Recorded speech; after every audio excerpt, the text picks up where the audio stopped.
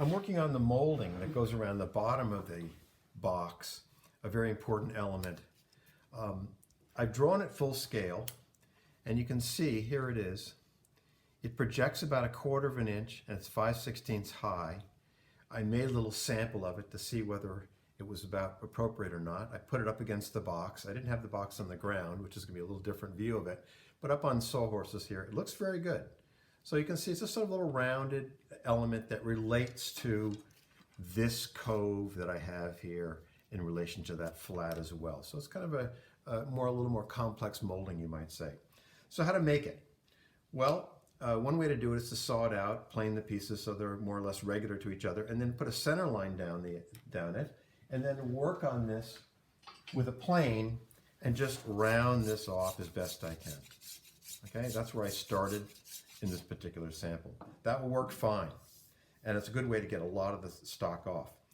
Even better is this tool that I made. It's a scratch stock. This is the profile. It's not sharpened yet, so you see it's a little bit dull. And what that's going to be all about is that will cut along one side and along the other side. And it should make them consistent because this is the profile that it's going to cut. And it should be a faster way to get them very, very consistent. All these 4 pieces that are going to go around the box, specifically where I miter them. Now they'll be more consistent at that point, which is going to make it easier to put them together nicely. So what I've been doing is I just basically drew the profile on here. I've got a little vise. Been using various files. I used a chainsaw file working there. It's too late for that. I've already done that part. And I'm just doing a minor bit of refining with this nice little file, which has got a round surface that's very close to that profile.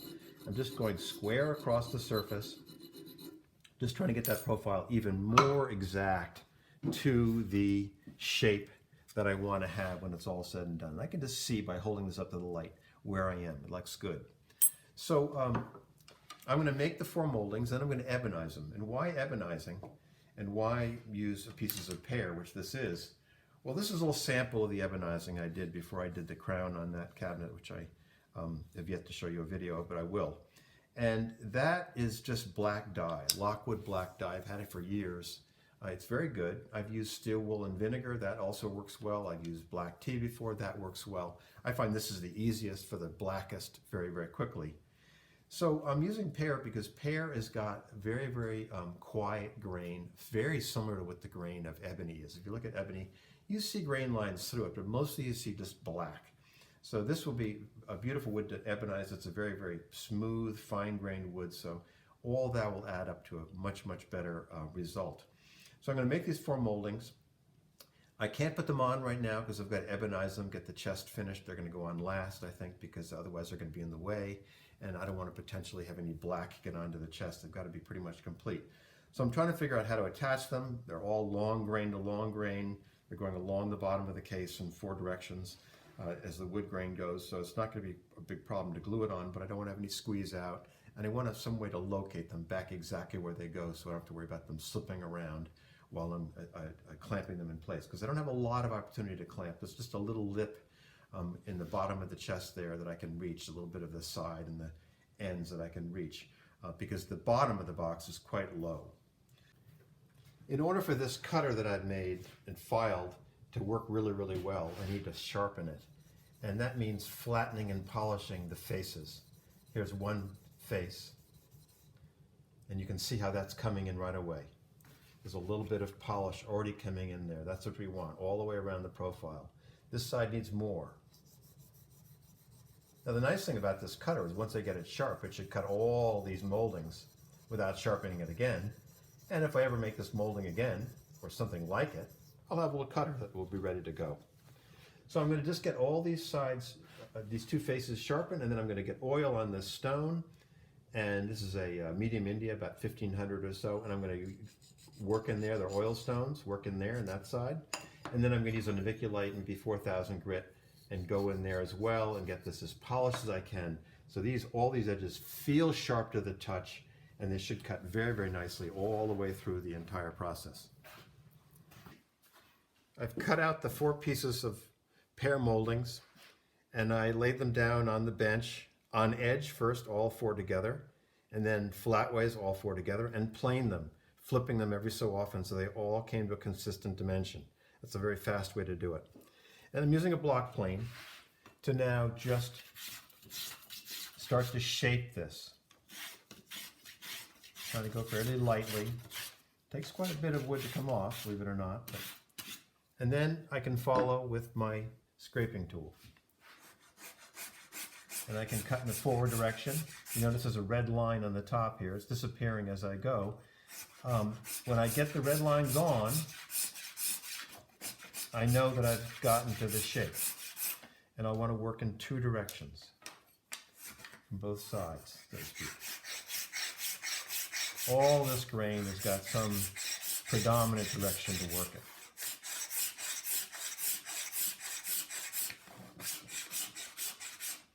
So very close to that area in there is done. The next part would be to sand it to 320, and I'm ready to go for ebonizing.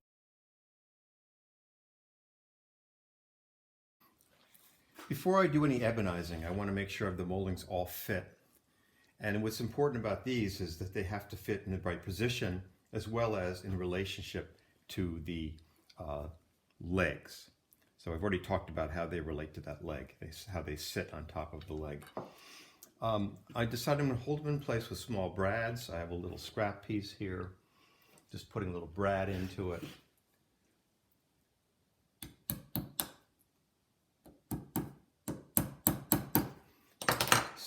Sink it in enough to hold it, cut it off, and then as I'm fitting it, this is a stand-in for the chest, I can position this in one end and then just hold these and pressure them in when they're in the right position, and they should go right back together in the same exact place when the time comes. That idea. That's the bottom of the chest. So before I do that, I also need to level the case all the way around, to level the dovetails, excuse me, make sure I've got a nice flat surface all the way around for these moldings to land on. And I've got the legs to finish fitting, and once all that's done, ebonizing is the next step. This is a nice way to trim these little moldings to a miter. I've got what's called a lion trimmer, big heavy blade that moves across here. And if I just back up this little molding against the fence, it wants to roll and won't cut a very good miter, at least a not very accurate one. So I made a simple little carriage that holds this piece nice and snugly, can't roll. And I can bring this right up against the blade and cut and create a very nice clean miter. So I've got 8 miters to cut. I'm working around the 4 sides of the chest, leveling up the dovetails. This is one of the last ones to do. I've got it well supported here. I've got that edge chamfered so I won't break out the fibers. Same thing here. And I'm just working across the surface with my smoother, trying to take off the high spots.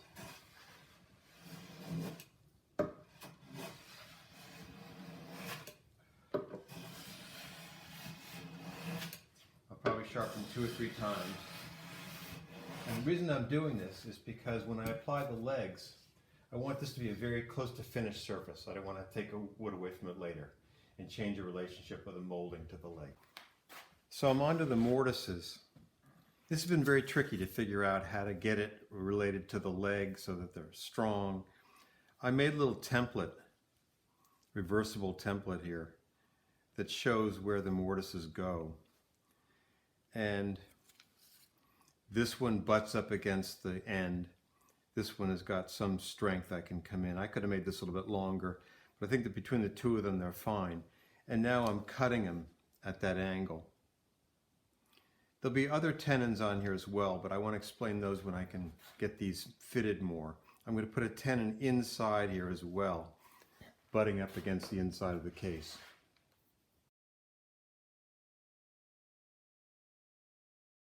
I've been working along on the legs, trying to fit the tenons, get the mortises the right size, the tenons to fit the mortise, and then everything organized and laid out in the right proportion to each other. It's been very, very difficult. Some of the most difficult work that I've done in a while.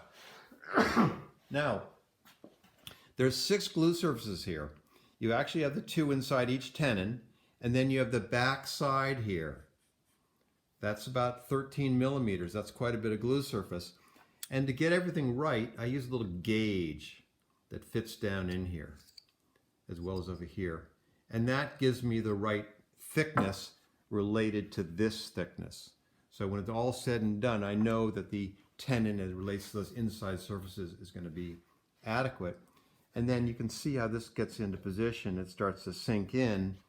And as it goes in deeper and deeper, it gets tighter and tighter, obviously. And that big tenon on the inside locks down in there. So even if it's not glued, it's going to give some stability to the leg. Okay, time to do some ebonizing. This gives you a sense of how long I've had this. It's Lockwood's Niguisine Black, I guess they call it. It comes in a little package like this. And I mix it up with some warm water, and this is what I've got. And it goes on very nicely. It should. This is a fresh batch. And you just brush it on. It doesn't look black, black, black to start out with. It looks kind of like bluish. And you just build up a couple of layers, and before you know it, it's very, very black. So I'm just going to ebonize all these pieces. Now, a subtle thing is I've marked the back side of this leg where that brass ring is going to go, and that's where I'm going to join it together. It'll be behind the leg. You can't see it. So, brush, brush, brush. Here's where I am in the ebonizing process. I put on a few layers of the black dye, buffed it out with very fine steel wool just to sort of, the grain gets raised somewhat. And now I've been applying a dark shellac. I just mixed up some shellac with some dark color in it to give it as dark a color as I could. And I put on quite a few layers so far. This is about where I can stop today. But you can see it's got an ebony-like look. It's starting to get a sheen. I need to build up enough that these corners, which are going to be very vulnerable to steel wooling it, will have enough finish on there that they can take it. And I'll just buff them up a little bit and then apply the brass rings and put them on the chest, and I'm moving on. I'm going to be very glad to, by the way. I've put this brass ring on after I've gotten this all pretty much buffed up. I've got some polishing to do still, but I just laid it in to that groove. Now, if you remember when I was at the lathe, I was cutting it in, and you can see it's sort of a square stock here. And I cut it with a tool and then burned it in so that it fit nicely. And I think it adds a lot. And then what I've done here in the back is just join it together with two little nails, drilled through the brass wire and little nails. And it's nice and flush, not going to catch on anything. You'll never see it because it's behind. And I think it adds a lot.